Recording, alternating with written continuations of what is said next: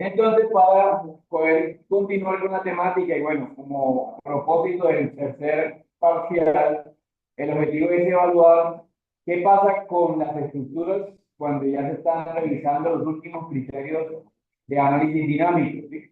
Los últimos criterios son revisar la utilidad de la estructura, mirar el cumplimiento de los requisitos de deriva, que ustedes ya lo conocen por materias anteriores, y hacer la revisión de irregularidades en planta, en altura y por redundancia estructural. Y finalizar con el tema de torsión y modelos tridimensionales con diafragma rígido y flexible que nos trae la norma y que nos vamos a tratar acá en clase para analizar, ¿sí?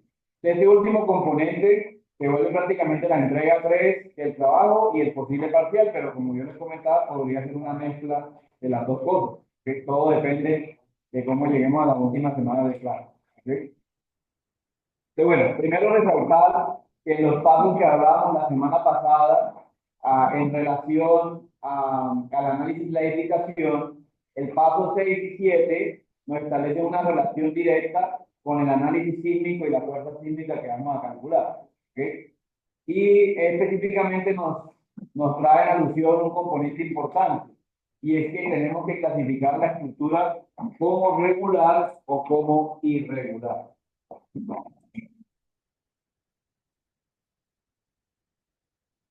La regularidad o irregularidad se clasifica en las estructuras para definir análisis de ductibilidad y para revisar realmente si la edificación puede tener inconvenientes a la hora de aplicar la fuerza sísmica, ¿ok? Entonces, estructuras irregulares pueden tener, digamos, la precaución o la alerta de que no se puedan hacer por métodos estáticos, sino que habría que aplicar métodos dinámicos, ¿ok? O en el caso nuestro, no se puede aplicar FHE, sino que hay que aplicar métodos espectrales o métodos modales, ¿ok? Entonces, esto puede cambiar un poco la selección del método de fuerza sísmica, si nos lo cuenta un poco el paso 6 y 7 de la 1 de la norma, ¿sí? También nos puede cambiar un poco la evaluación de los desplazamientos horizontales. Si recordamos, la semana pasada hablamos un poco sobre los lineamientos de la norma con respecto a las derivas, ¿sí? Y a cómo debe ser el movimiento de la edificación o cuáles deben ser los movimientos máximos, ¿sí? Por ahora adelantar que si la estructura es regular, la medición de la deriva sigue siendo el centro de masa, ¿sí? Pero si la estructura es irregular, ya la revisión no puede ser el centro de masa, sino deben ser los nodos que identifican cada uno de los pórticos de la estructura, ¿sí? Es decir, que una revisión de un punto puede volverse en 20, 30, 100 puntos dentro del modelo, ¿sí? Los nodos o nudos de la estructura, recuerden que son las uniones columna-viga, ¿no? Y que es donde realmente pasa, digamos, todo ese tema de transmisión de fuerza que tiene la edificación, ¿ok? Y el paso 10 por último, nos relaciona que los desplazamientos a revisar involucran el cálculo de derivas y que el límite de derivas es el componente básico para definir si la estructura es flexible o no. En pocas palabras, si la estructura cumple los límites de ductilidad de la edificación. Entonces, todos los edificios pueden ser dúctiles, pero deben cumplir un limitante que está establecido por la norma, ¿ok? En nuestro caso, vamos a definir el día de hoy el concepto de utilidad dinámica o utilidad para la edificación, que tiene que ver mucho con lo que ustedes ya conocen de materias anteriores como mecánica de sólidos y análisis estructural, ¿sí? Eso sí, el A6 es nuestra referencia para calcular derivas. Yo no me acuerdo si la semana pasada, el lunes, perdón, antepasada el miércoles, hablamos un poco de las derivas y que deben calcularse y eso, ¿sí? Si no, pues simplemente tener en cuenta que pues cuando calculamos la fuerza sísmica, al mismo tiempo hay que calcular las derivas, ¿ok? Entonces yo les enseñé cómo calcular los desplazamientos para el método de Rayleigh, ¿ok? Pero en esencia, pues ahí también pueden calcular las derivas en la misma opción, ¿no? En el mismo Story Response Clause, ¿sí? Ahí también se pueden calcular. Entonces digamos que estamos como tratando de cerrar un poco ese paso que nos plantea el A6 de la norma, ¿sí? Bueno, la ductilidad es un concepto asociado a los materiales, pero en el caso de dinámica, La ductilidad es la capacidad que tiene un material para resistir sin fallar, pero con algunas deformaciones que no superen el límite elástico. Este tipo de deformaciones son valores proporcionales al esfuerzo o a la fuerza aplicada y su relación o su división se conoce como el módulo de elasticidad, ¿sí? O el módulo de Young, ¿okay? Y dependiendo del parámetro, las deformaciones pueden variar o pueden modificarse, pero la ductilidad puede tener varias referencias, ¿sí? En el caso de la normativa y de la teoría con respecto a edificios, hay cuatro tipos de ductilidades a medir. Ductilidad por curvatura, ductilidad por rotación, ductilidad por desplazamiento y ductilidad por deformación. En el caso de las edificaciones, digamos que yo puedo medir todas las ductilidades planteadas ahí, que son simplemente una rotación o una deformación de la estructura, ¿okay? Pero en el caso nuestro, que es el análisis dinámico, nos vamos a concentrar en la ductilidad por desplazamiento, ¿sí? Que es la que trae el título A6 la norma, es decir, es la que trae el componente de derivas, ¿sí? Eso sí, hay que tener en cuenta que la relación de ductilidad de la edificación puede cambiar. Para el caso de ductilidad por desplazamiento, resultamos en dos tipos de ductilidades básicas. La del material, que es la que se define ahí, y la de la edificación. En la vida real, uno puede establecer que la edificación es dúctil, ¿sí? Y puede ser por dos razones, porque la suma de todos los materiales haga que la edificación tenga materiales dúctiles, o simplemente porque las derivas o desplazamientos están basados en un límite particular. En nuestro caso, la ductilidad siempre se mide con respecto a un desplazamiento o una deflexión que podría tener el elemento estructural. Si fuera el desplazamiento, pues imagínense un eje longitudinal en la viga, en la columna o en la viga, pues cada vez que ese eje longitudinal se modifique, podemos decir que ahí se presenta un desplazamiento y por lo tanto podemos decir que se establece una característica de ductilidad, ¿sí? El problema es definir si es un análisis de material o es un análisis de la edificación, ¿sí? Para hacerlo, lo que hemos hecho hasta ahora hablado es que las fuerzas o los desplazamientos se pueden medir en el centro de masa, ¿sí? Ese tipo de utilidad, ese tipo de medidas se presenta, como ya lo mencioné, porque las estructuras son regulares, ¿sí? Pero cuando las estructuras son irregulares, y lo vamos a clasificar más adelante, la utilidad se debe medir en los nudos, o en los nodos de la unión viga-columna, en el caso de los pórticos. En el caso de otras estructuras, pues cambiará la medición de ductilidad. Entonces lo que hacemos acá es que aplicamos unas fuerzas sísmicas basadas en los métodos dinámicos que hemos visto, particularmente en el FHE, y limitamos para que la edificación no tenga unos movimientos tan drásticos o tan fuertes con esa fuerza, ¿sí? Esto se conoce pues como un límite de derivas o la medición de derivas. Y lo que hacemos entonces es determinar una relación de desplazamiento de piso como un parámetro básico de la norma y que la norma nos diga, bueno, hasta cuándo podemos llegar, ¿sí? Para la clase pasada conocíamos que la aplicación de la fuerza puede cambiar o puede modificar el desplazamiento de la edificación, ¿ok? En el caso nuestro siempre suponemos que la carga se aplica en el centro de masa. Pero como lo vimos en el software, pues la carga en realidad debería aplicarse en el centro de rigidez, ¿ok? Porque en el centro de rigidez es el lugar donde realmente se concentran todos los componentes de las particularidades del edificio y es donde yo puedo medir los grados de libertad de la estructura.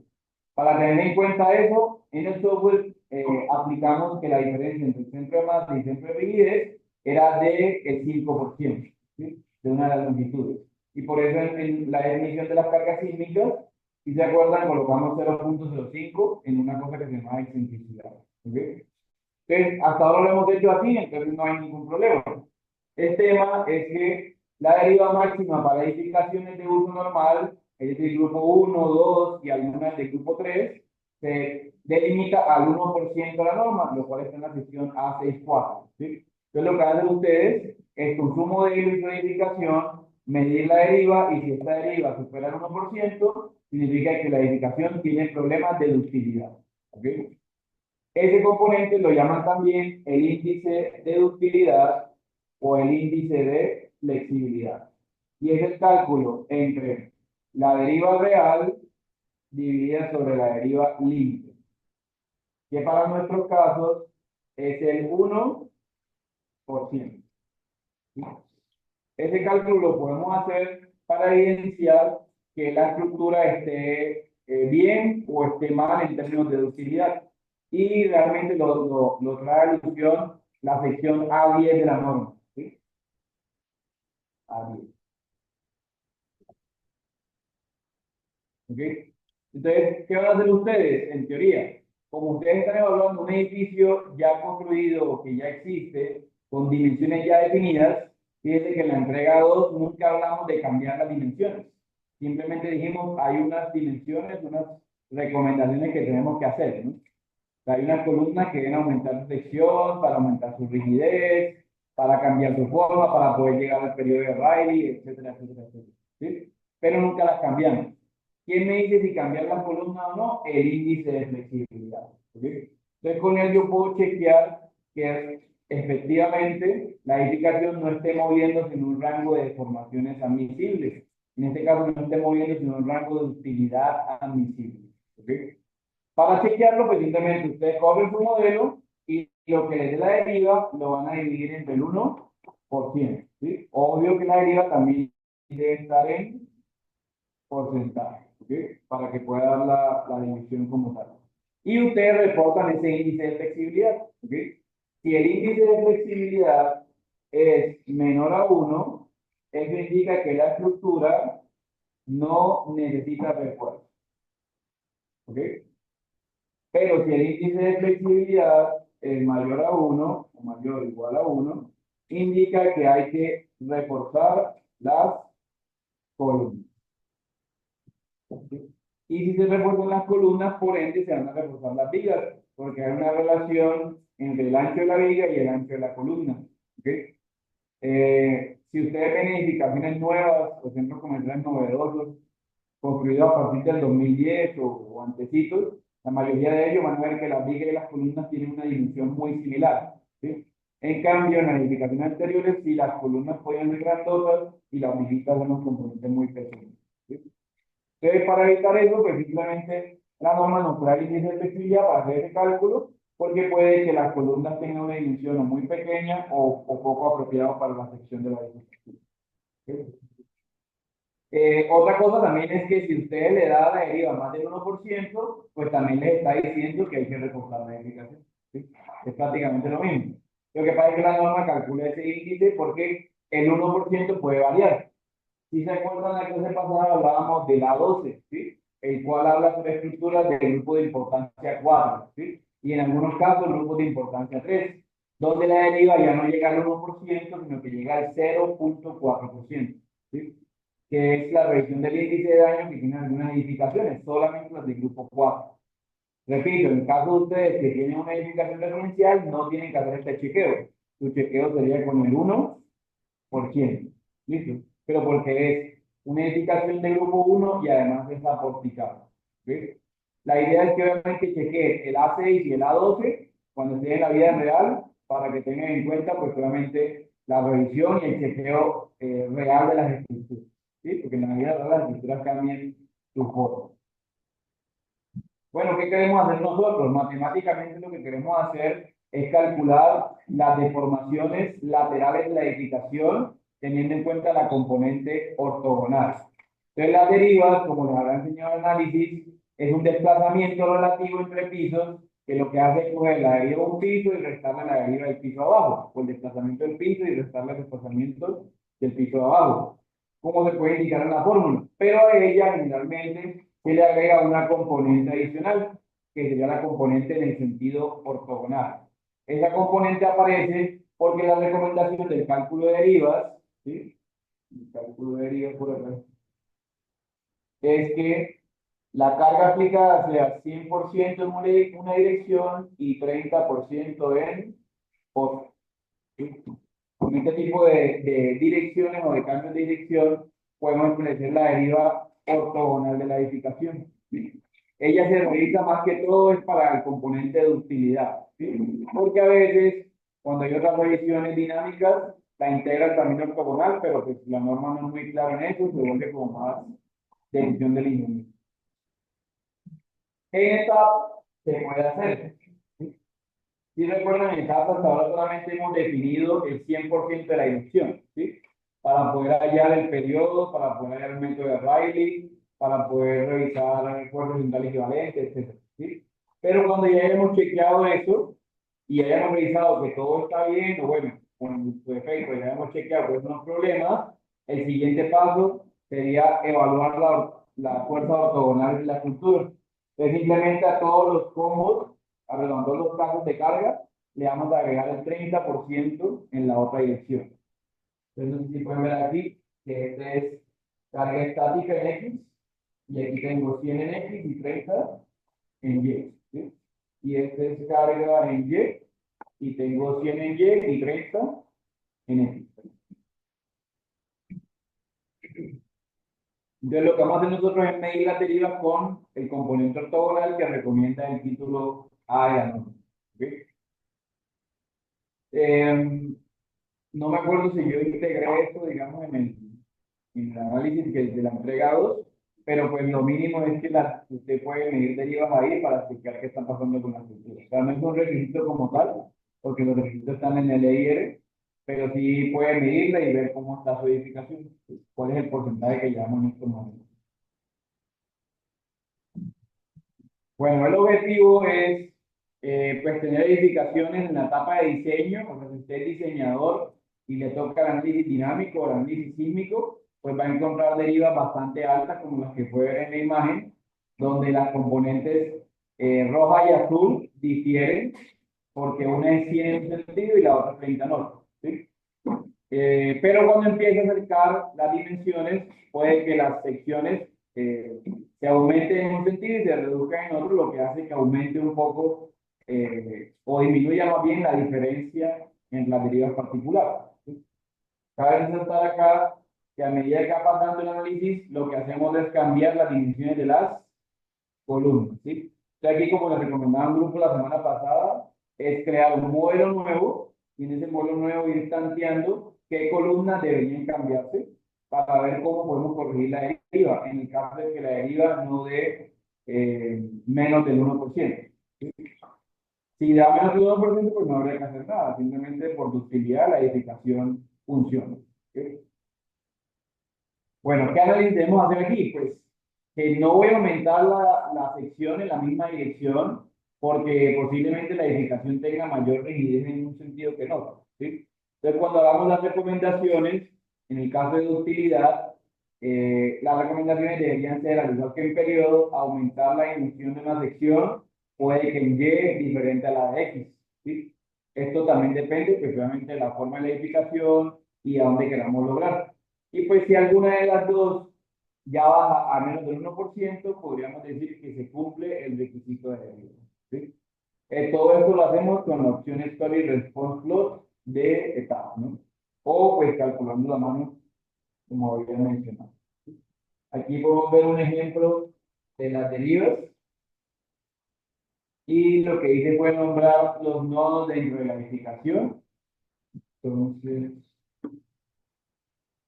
ahí le dice unique name, es el nombre que le di al nodo, entonces lo que hice fue nombrar cada nodo dentro de este etapa para cuando me genere el resultado yo poder ver los desplazamientos.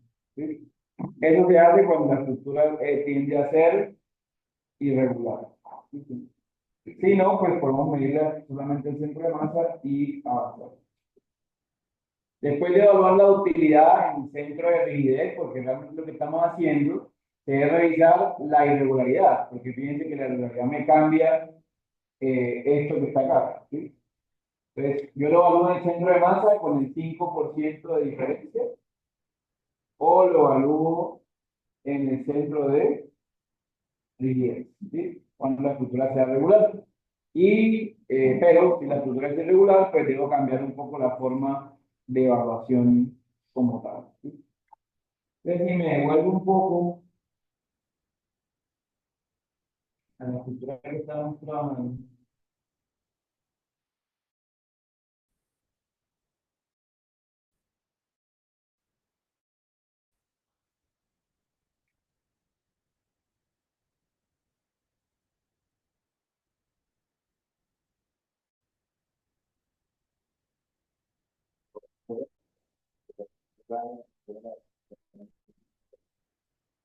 Sí, ya tenemos.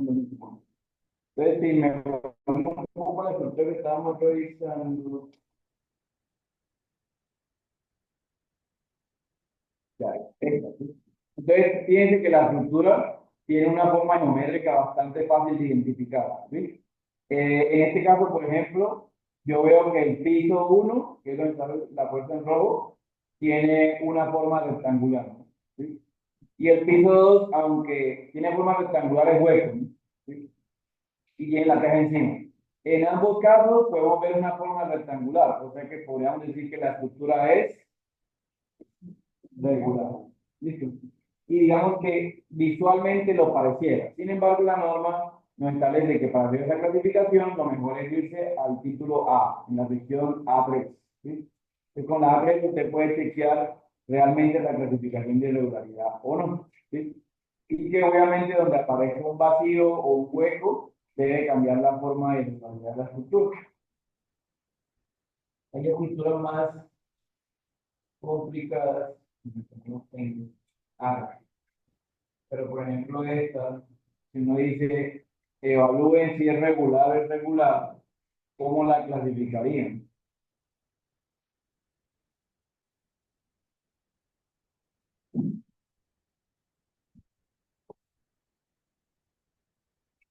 ¿Qué dirían ustedes?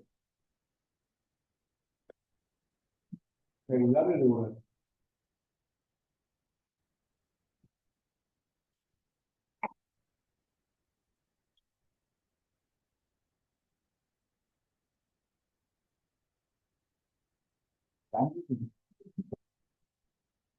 ¿No?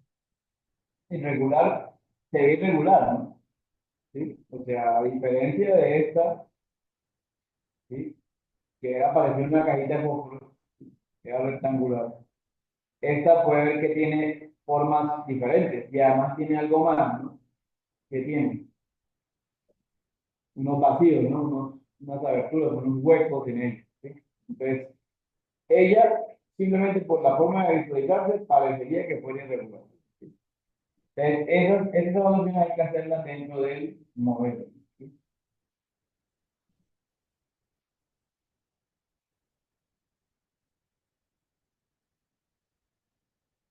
Entonces, después de evaluar la utilidad, lo que pasamos a hacer es evaluar la irregularidad. ¿Sí? Entonces, es importante conocer cuánto es la deriva de nuestra edificación en estos momentos. Hasta dónde vamos a evaluar.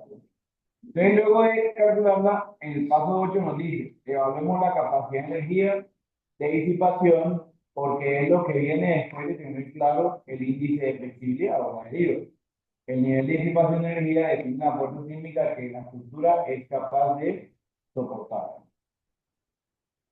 Y después cogemos esa fuerza y la dividimos sobre ese coeficiente, sobre ese R, para buscar una solución de diseño, una solución para evaluar la estructura. Entonces, por eso vamos a terminar hablando el día de hoy sobre utilidad y el coeficiente de disipación de energía, o simplemente sobre capacidad de disipación de energía. Para esto, vamos a decir lo siguiente: el reglamento define las limitaciones del empleo de ciertos componentes estructurales y ciertos eh, sistemas estructurales. Entonces, para evaluar las relaciones que estamos acá mirando, que son irregularidades, debemos tener en cuenta la zona de amenaza sísmica, la utilidad, la localización, el tipo de material y cualquier característica básica de la edificación como tal. Esto lo pueden ver en la sección A3 de la norma. Entonces, con esto abro un poco el parámetro de revisión de la norma para que lean en la 3 y si tienen dudas, me pregunten esta o la próxima semana. Bueno, si comparamos utilidad versus disipación, que es el siguiente componente a evaluar, la utilidad y, digamos que la utilidad es la capacidad para responder ante deformaciones o movimientos sísmicos, pero la disipación es la capacidad para, eh, digamos que, cambiar la forma de energía sísmica a una forma de energía que pueda soportar el terreno. Para ello, entonces, la edificación se puede clasificar como DES, DMO o DMI. Y esos son los tipos de clasificación de disipación energética.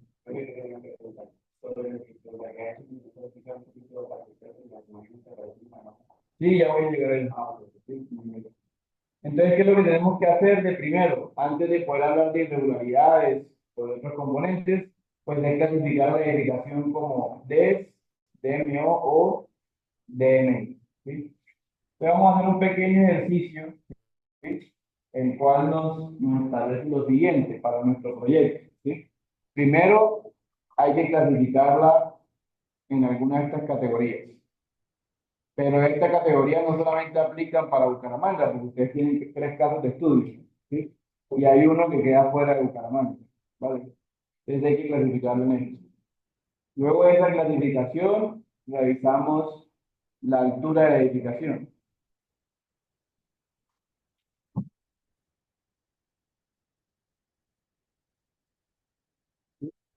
Y al tener la altura, el nivel de disipación y demás, empezamos a evaluar la ductilidad.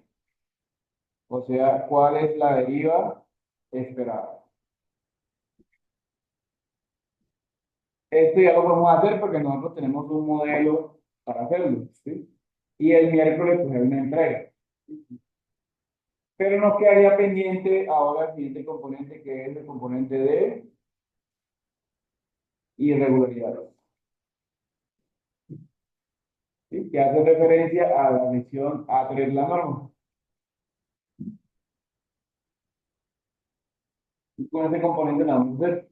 Entonces la pregunta es, ya cada grupo sabe cómo se clasifica, su estructura, cuál es la altura de la edificación total y cuál es su deriva, ¿sí? Una pregunta que tenemos que responder para poder avanzar al siguiente paso, ¿sí? Que son las irregularidades, ¿sí? Recuerde, para que la estructura sea DES, lo mínimo que debe tener la edificación es estar ubicada en una zona de disipación especial, o sea, una zona alta sísmica. Los DMODs están en una zona intermedia y DMI y DMO están en una zona baja, ¿sí? Sin embargo, esto puede cambiar según el criterio del constructor y el diseñador, ¿no? Entonces hay que tener mucho cuidado a la hora de seleccionar un nivel de disipación. Y luego vamos a hacer la sección A3 y allá vamos a encontrar también los coeficientes de disipación básicos de la estructura, donde también vamos a ver limitaciones de altura y algunas propiedades que debemos tener en cuenta, ¿sí? En la tablita o en las tablitas que vamos a encontrar, vamos a buscar siempre la pestaña de pórticos, ¿sí? Pórticos de concreto, y luego vamos a buscar el R sub 0, que es el coeficiente de irregularidad de la estructura, o en este caso el coeficiente de disipación de energía. Y con ese R vamos a trabajar. Por lo menos para el tema de pórticos, el R siempre vale 7. ¿Este R qué es? El coeficiente de disipación de energía.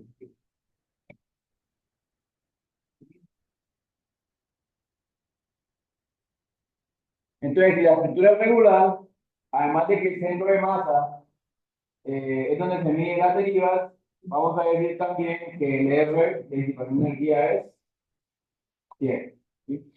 Pero si la estructura es irregular, lo más probable es que el R sea mucho menor a 100, ¿sí? Y es lo que nosotros vamos a evaluar en cada uno de los componentes de la edificación.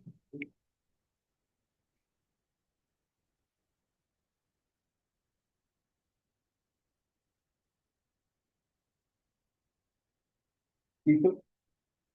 Aquí también sale una fórmula y unas recomendaciones, ¿sí? Cuando empezamos a evaluar la utilidad y las irregularidades,